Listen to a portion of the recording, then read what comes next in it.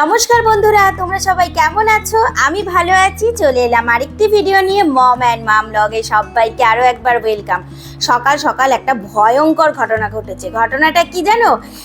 ঘটনাটা হচ্ছে মানে বাড়ির চারপাশে কোথাও মনে হচ্ছে গড় গেলে না বাচ্চা দিয়েছে, আর সেখান থেকে বাচ্চাগুলো একটু বড় হয়ে চারিদিক ছড়িয়ে পড়ছে আর যার তার বাড়িতে ঢুকে যাচ্ছে। সত্যি বলতে বাচ্চা কাচ্চা আছে, ঘরের ভেতর যদি ঢুকে যায় বা কাউকে যদি কামড়ায় খুবই কিন্তু একটা বিপজ্জনক ঘটনা ঘটবে। দেখেছো বাড়ির সামনে এসছে, তাড়ালেও যাচ্ছে না। আর এই দেখো আমার মেয়ে, কত ভালো একটা মেয়ে, দেখেছো কি সুন্দর ঠাকুর পরিষ্কার করতে বসে গেছে। একটা কাপড় দিয়ে নিজে নিজের লক্ষ্মী গণেশকে পরিষ্কার করছে। আর এদিকে মেয়ে না বায়না করেছে তাকে একটা নুপুর কিনে দিতে হবে। মানে সে তার একটা নুপুর ছিল, কিন্তু না মলে জামা কাপড় দেখতে গিয়ে যখন ট্রায়াল রুমে চেঞ্জ করছিল মনে হয় সেই জামা কাপড়ের সাথে না একটা পিস হারিয়ে গেছিলো। তো বাড়িতে এসে দেখছি একটা পায়ে আছে একটা পায়ে নেই। তো তারপর অনেকদিন পরে নেই, কিন্তু এখন যেহেতু সামার ভ্যাকেশন চলছে, ওর ছুটি রয়েছে, তাই জন্য বলছে মা আমাকে একটা নুপুর করে দাও। তাই জন্য না দোকানে মেয়েকে নিয়ে গিয়ে ওর পছন্দ মতো একটা নুপুর কিনে নিয়ে এসেছি। দেখো পরেছে পায়ে, কি ভালো লাগছে না, ছোট্ট ছোট্ট পায়ে নুপুর পরেছে। ছোটবেলার কথা মনে পড়ে গেল। আর আজ বাড়িতে না অনেক দিন থেকেই আমি একটা ভিডিও তো তোমাদের দেখিয়েছিলাম যে বাড়িতে একটা সুপারি গাছ কেটে ভেঙে পড়ে আছে, তো সেটাই আজকে পরিষ্কার পরিচ্ছন্ন করা হচ্ছে। আর এই দেখো দুপুরবেলা মেয়ে খেলতে বসে গেছে।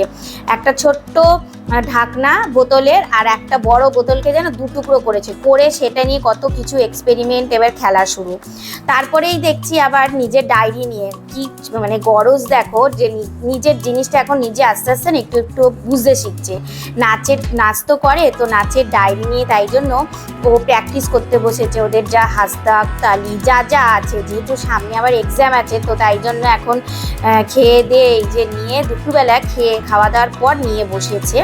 তো তারপরে বিকালবেলা একটু রেডি হয়ে নিয়েছি, কারণ যাব হচ্ছে একটু উলবেরিয়ায় জামাই ষষ্ঠীর জন্যই কেনাকাটা করতে। আর এটা মেয়ের একটা জামাই ষষ্ঠীর ড্রেস, যেহেতু মা বাবা দিয়ে দিয়েছে, তো তারপরেও ভাবলাম আমরা একটা কিছু গরমের জন্য ওকে কিনে দিই। তো তাই জন্য এই জামাটা পরিয়ে নিয়েই মেয়েকে নিয়ে গেছি। ওর পছন্দ মতো যা পছন্দ করবে সেটাই কিনে দেবো।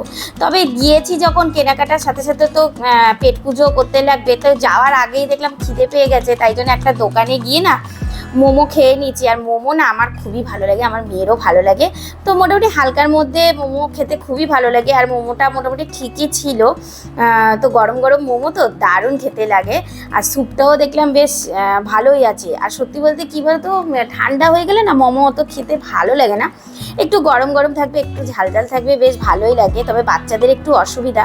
তবে আমার না বেশিরভাগ টাইম না স্যুপ খেতে গিয়ে অনেক সময় মানে খুব জোর না বিষম খেয়ে যাই। তো সেদিনকেও যা হওয়ার এরকম হয়েছে। তোমাদের দাদাভাইয়েরও দেখলাম একটু স্যুপটা খেতে গিয়ে বিষম লেগে গেছে। এটা কাদের কাদের হয় আমাকে একটু কমেন্ট করে জানিও। তারপর কেনাকাটা করে বাইরে থেকে ঘরে সবার জন্য খাবার দাওয়া নিয়ে এসেছি। ঘরেই ভেবেছি সেদিনকে জামাই ষষ্ঠীর দিন খাওয়া দাওয়া করব, যেহেতু বয়স্ক শ্বশুর শাশুড়িও আছে, তো ওনাদের রেখে না বাইরে আমার মানে খেতে না খুব একটা ভালো লাগে না। তাই একেবারে আমি তাই জন্য সবসময় খাবার যখনই মানে নিয়ে আসি একেবারে বাড়ির সবার জন্য নিয়ে চলে আসি। ঘরে বসে সবাই একসাথে না খেতে খাওয়ার একটা না আনন্দ আছে। হ্যাঁ, রেস্টুরেন্টে তো ভালো লাগে, তবে বাড়ির মধ্যে সেই বাড়ির মতো না সেই ফিলটা হয় না রেস্টুরেন্টে।